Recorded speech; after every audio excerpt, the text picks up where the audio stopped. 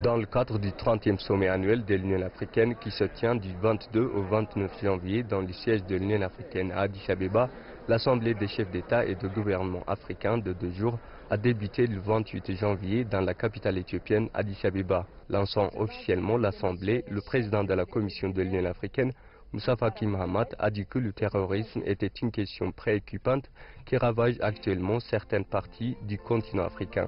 La violence continue d'être une réalité qui afflige le quotidien de millions d'Africains en différentes zones de conflit.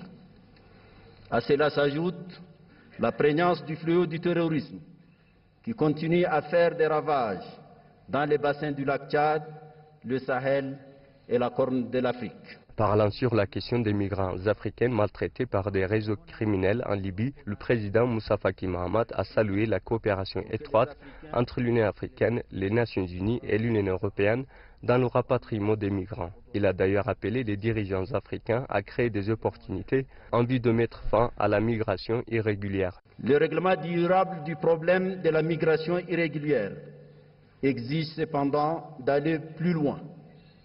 Il nous faut créer des perspectives pour les jeunes qui s'embarquent dans l'aventure de la traversée d'étendues désertiques et d'océans à la recherche d'un illusoire paradis de l'autre côté de la Méditerranée.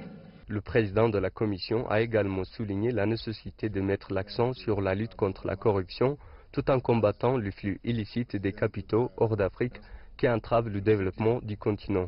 Pour sa part, le secrétaire général des Nations Unies, Antonio Guterres, a affirmé que la corruption, la migration et la paix et la sécurité sont interconnectées. La corruption contribue à la traite des personnes et au trafic de la drogue et au pillage des ressources naturelles et de la faune sauvage. Elle peut déterminer la confiance dans les gouvernements compromettant la paix et la sécurité. Les situations de paix et de sécurité au Soudan du Sud, dans la région du Sahel et dans la Corne de l'Afrique seront également les cibles principales de l'Afrique pour l'année 2018, avec la lutte contre le crime organisé et l'objectif de l'Union africaine de faire taire les armes d'ici 2020. À cet égard, le président Mohamed Faki a averti que les sanctions seront prises contre les belligérants du Soudan du Sud s'ils ne parviennent pas à un accord de paix. Reportage de ce GTM français du siège de l'Union africaine à Addis Abeba, Éthiopie, Zenab Halafon.